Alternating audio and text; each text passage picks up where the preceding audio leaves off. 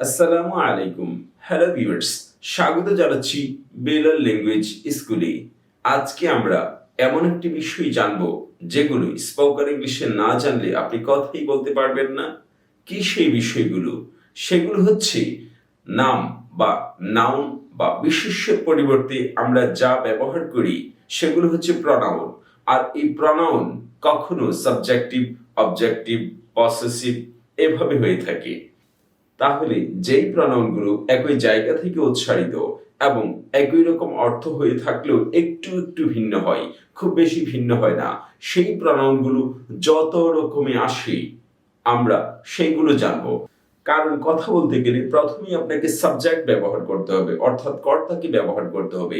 তাহলে এই কর্তা কত রকম হতে পারে বা একই জায়গা থেকে উচ্চারিত কর্তাগুলো কত রকম হতে পারে সেইগুলোই আজকে বাংলা এবং ইংরেজিতে জানবো, পাশাপাশি এইটা কখন ব্যবহার করা হয় সেইগুলো জানবো। তাহলে চলুন দেরি না করে শুরু করি একই জায়গা থেকে উচ্চারিত ভিন্ন ভিন্ন প্রনাউনগুলো বা সর্বনামগুলো বা কর্তাবাচক শব্দগুলো আমরা জেনে নিই। Pronoun in spoken English. Spoken ইংলিশে সর্বনামের ব্যবহার। তাহলে use of pronoun in spoken English. Spoken ইংলিশে সর্বনামের ব্যবহারগুলো আমরা এখানে দেখছি, পাশাপাশি বাংলা অর্থগুলো দেখব। শুরুতেই দেখছেন সাবজেক্টিভ প্রনাউন, অর্থাৎ কর্তাবাচক সর্বনাম। কর্তাবাচক সর্বনাম কি কি হতে পারে?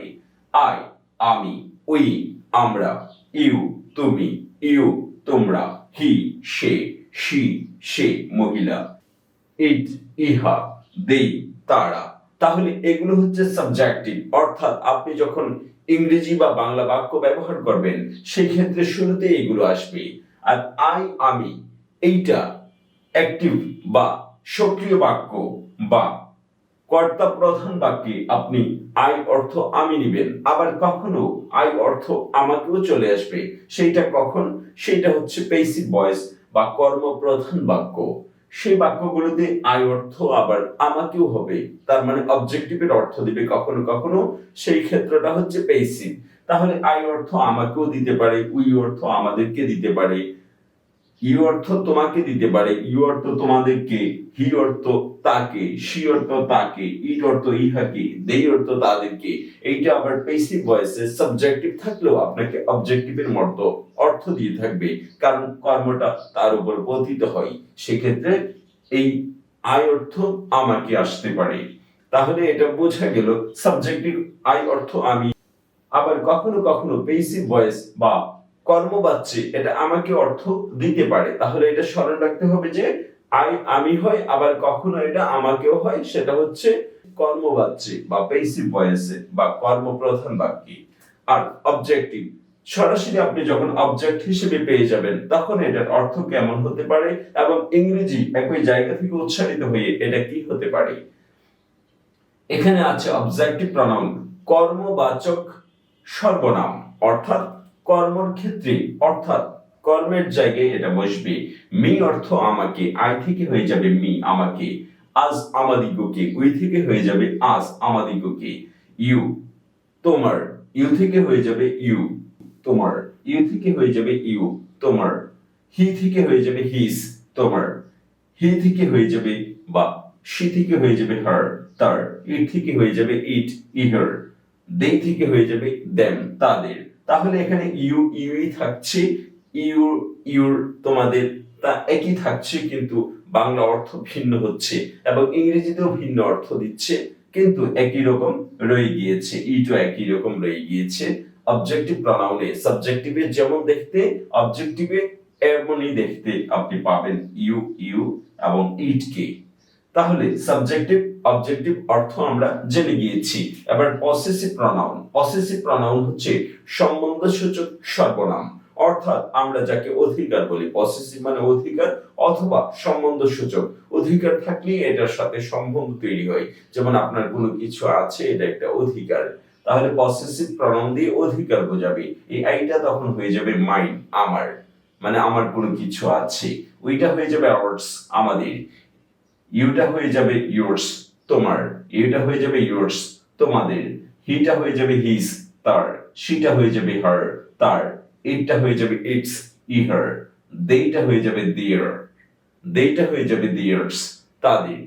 তাহলে এখানে সম্বন্ধ কিভাবে হলো আর এইটা কখন কোথায় বসবে, এইটা শুরুতে আমরা বলতে পারি যে আই হ্যাভ আ পেন, আমার একটি কলম আছে। আবার যখন পসেসিভ প্রনাউন দিয়ে বলতে পারবো তখন বলতে পারবো যে দিস পেন ইজ মাইন, এই কলমটি আমার। এই ক্ষেত্রে পসেসিভ প্রনাউনটা সবসময় সেন্টেন্স বা বাক্যের শেষে বসে। আর মি, আস, ইউ এটা শেষেও বসতে পারে, আবার এইটা বসার পর পরে আরেকটা নাউন আসতে পারে। দিস ইজ মাই পেন, এইটা আমার কলম। তাহলে মাই এর পরে একটি নাউন এসছে পেন, তাহলে এটা নাউনের আগে বসতে পারে। আর পসেসিভ প্রনাউন এটা সেন্টেন্সের সবচেয়ে শেষে বসবে, তারপর আর কোনো নাউন বা কিছুই বসবে না। তাহলে অবস্থানগত ক্ষেত্রে এই পসেসিভ প্রনাউন এবং অবজেক্টিভ প্রনাউনের পার্থক্য হচ্ছে অবজেক্টিভ প্রনাউন সেন্টেন্সের শেষে নাউনের আগে বসবে, আর পসেসিভ প্রনাউন সেন্টেন্সের একেবারে শেষে বসবে, তারপর আর নাউনও বসবে না, নাউনটা আগেই বসে যাবে। তারপরে দেখুন পসেসিভ অ্যাডজেক্টিভ বা সম্বন্ধসূচক বিশেষণ মাই, আমার। এটা হচ্ছে মাইন পসেসিভ প্রনাউন, আর এটা হচ্ছে মাই, আমার। আর আওয়ারটা হয়ে যাবে আওয়ার, আমাদের। ইউটা হয়ে যাবে ইয়োর, তোমার। ইউটা হয়ে যাবে ইয়োর, তোমার। হিটা হয়ে যাবে হিজ, তার। শিটা হয়ে যাবে হার, তার। ইটটা হয়ে যাবে ইটস, ইহার। দেইটা হয়ে যাবে দেয়ার, তাদের। এইগুলো হচ্ছে পসেসিভ অ্যাডজেক্টিভ। এইটি অ্যাডজেক্টিভ সাধারণত নাউন বা প্রনাউনের পূর্বে বসে। তাহলে নাউনের পূর্বে বসে এগুলো অ্যাডজেক্টিভের কাজ করবে বা বিশেষণের কাজ করবে। যেমন দিস ইজ মাই পেন, এইটা আমার কলম। আর পসেসিভ প্রনাউনে বলা যাচ্ছে গিভ মি এ পেন, আমাকে একটি কলম দাও। আর পসেসিভ অ্যাডজেক্টিভে বলা যাচ্ছে দিস ইজ মাই পেন, এটা আমার কলম। তারপরে দেখুন রিফ্লেক্সিভ প্রনাউন। রিফ্লেক্সিভ প্রনাউন হচ্ছে যেটা নিজের দিকে কোনো কাজটা আপতিত হবে।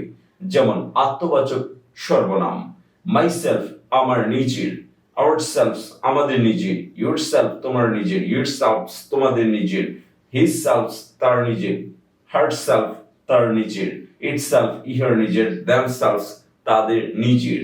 তাহলে নিজের দিকে কোনো কাজ করা বোঝালে এটা রিফ্লেক্সিভ প্রনাউন দিয়ে ব্যবহার করবেন।